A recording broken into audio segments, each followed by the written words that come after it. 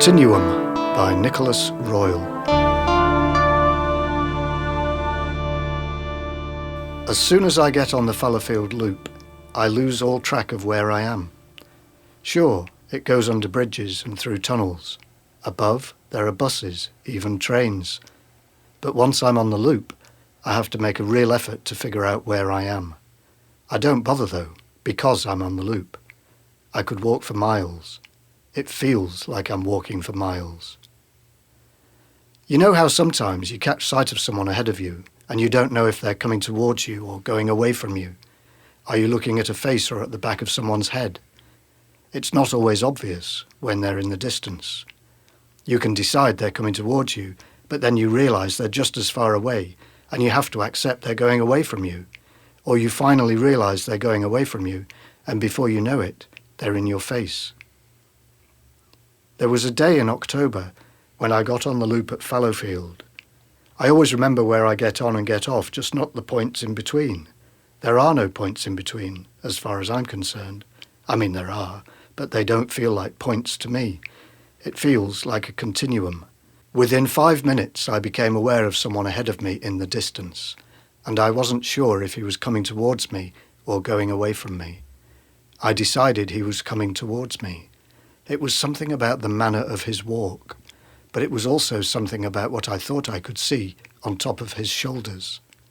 I thought I could see a face coming towards me. I felt certain that it was a face coming towards me.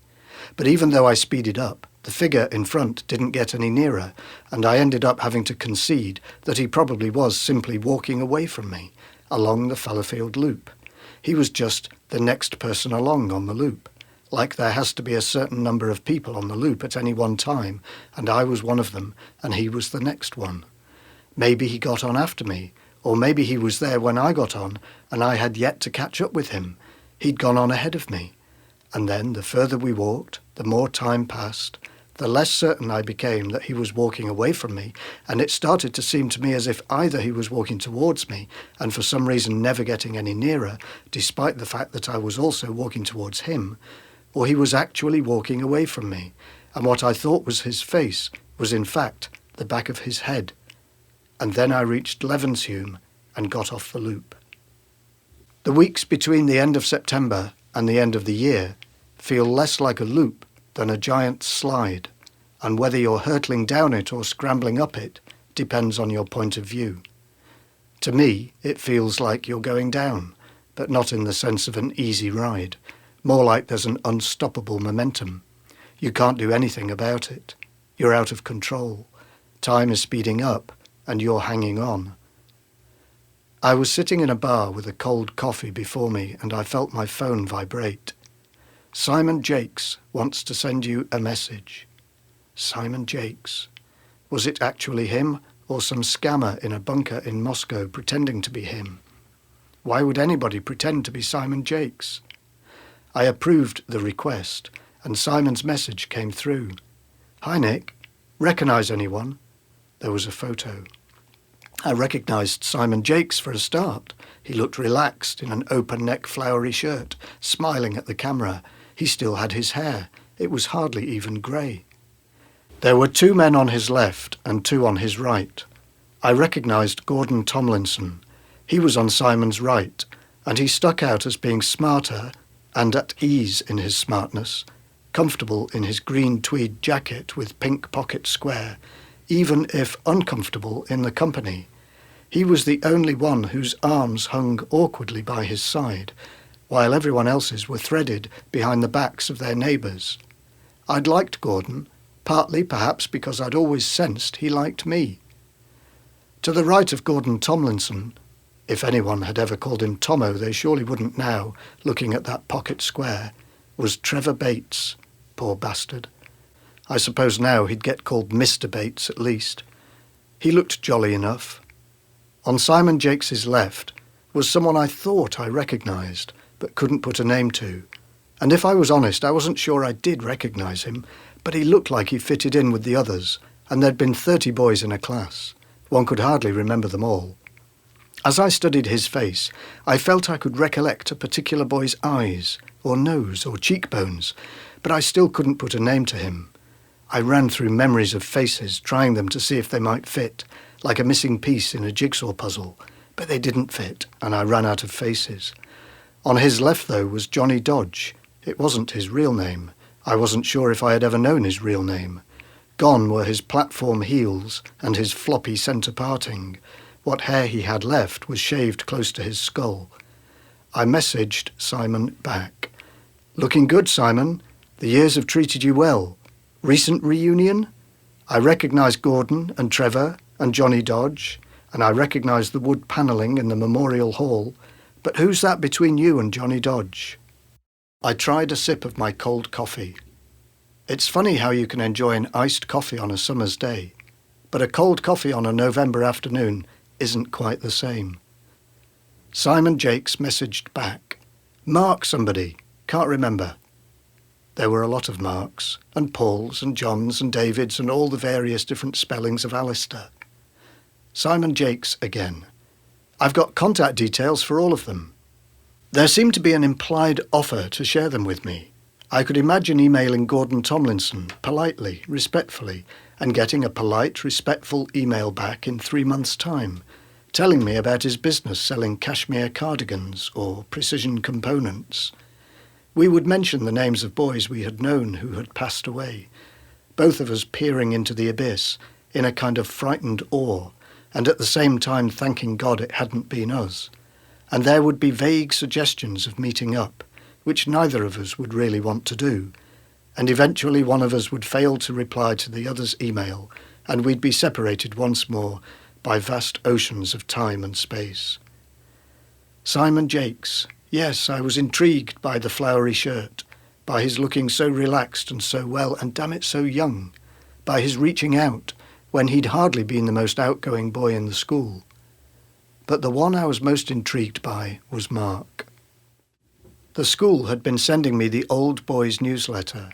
I'd open it when it came, give it a quick scan, read the list of Old Boys lost since the publication of the last newsletter, and put it on a pile of magazines, then pick it up again a few weeks later and look through it again and feel the same shock at the names and dates in the list that I had felt the first time. Taylor, J., 1974 to 81. I had fallen into a habit of looking at the dates first, wanting them all to be from the 40s, 50s and 60s. Any from the 90s, or even worse, the noughties or later, were grotesque, freak events, unimaginable pain. Dates from the 70s and 80s appeared as if in bold type. Sometimes the dates mirrored mine, but the name was unfamiliar, like Bideford T, 1974 to 82. Who was Bideford T? Sometimes the name was one I remembered despite the start date being a year out. Jensen C, 1975 to 83. How had I got to know a boy in the year below? I couldn't remember. More to the point, how had I managed to outlive him?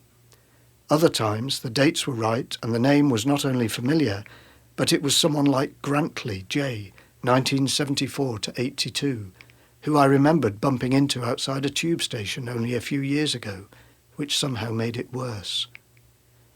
Phil had been a shock.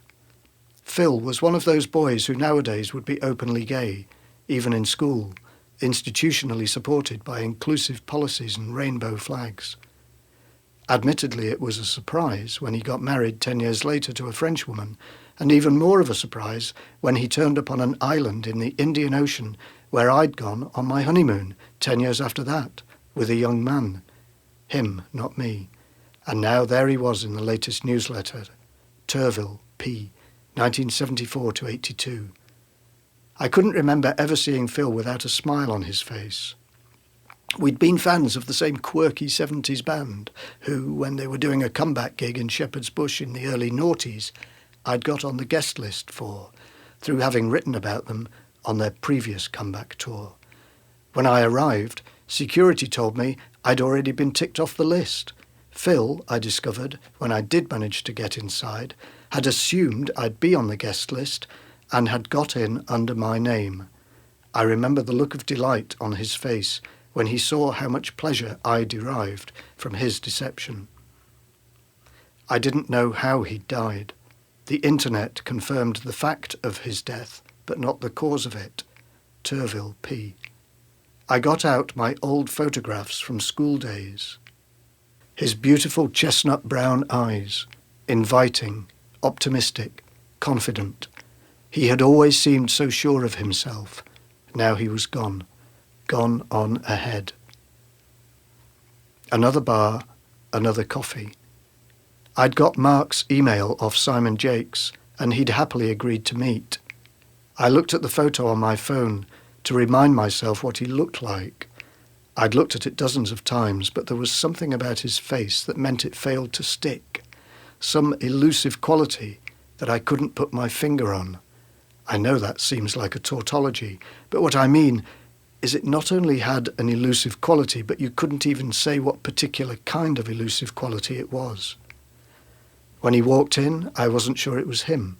I had to sneak a look at my phone, even though he made straight for my table. He knew I was me all right. How? I wasn't the only customer. I wasn't even the only lone male.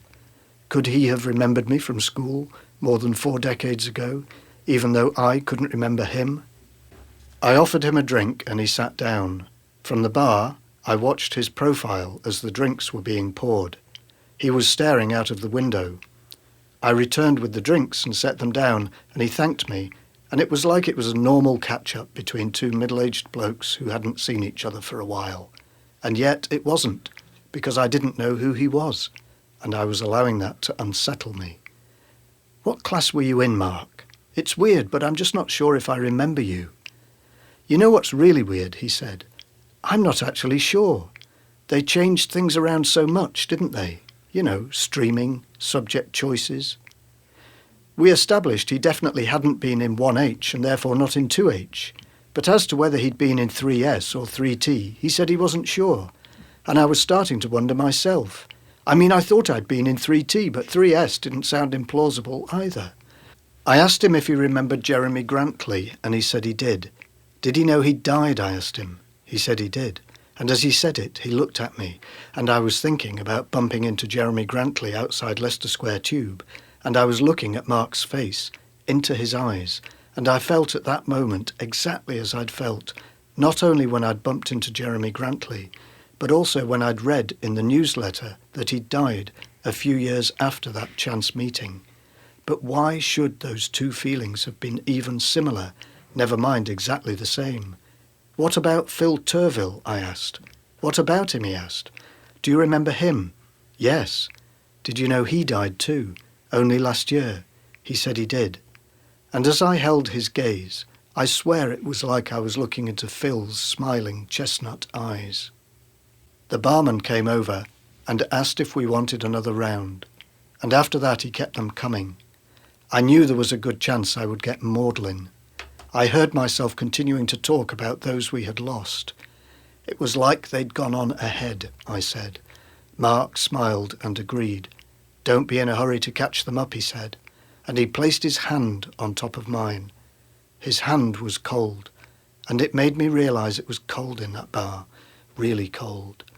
Most of the other customers had left. There were few warm bodies. Although we'd talked for a couple of hours and shared memories, I didn't feel I knew him any better than the moment he'd walked in. If anything, he was even more of a mystery. But I was drunk. We were both drunk. I asked him where he lived, and he said he lived in the school. Right, I said, laughing. Do you go to lessons, I asked him. Yes, he said. I drift in and out. What about the master's common room? Do you go in there?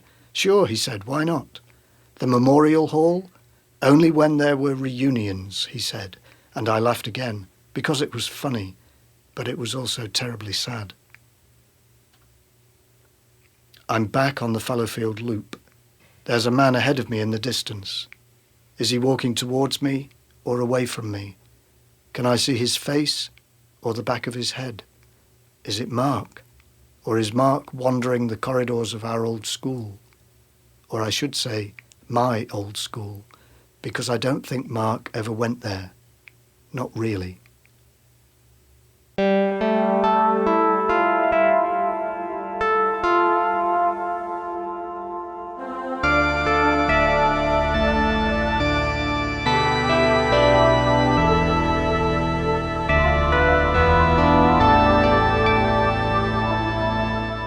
Ghosts at the Old Library, a series of 6 short stories by local writers Marie Crook, Nicholas Royle, Gaynor Jones, Deanna Shepherd, Lauren O'Donoghue and Joe Howard. Produced by Levenshulme Old Library and ALLFM. Music by Oscilloscope, made possible with funding from the Arts Council, and creative director Richard Hirst.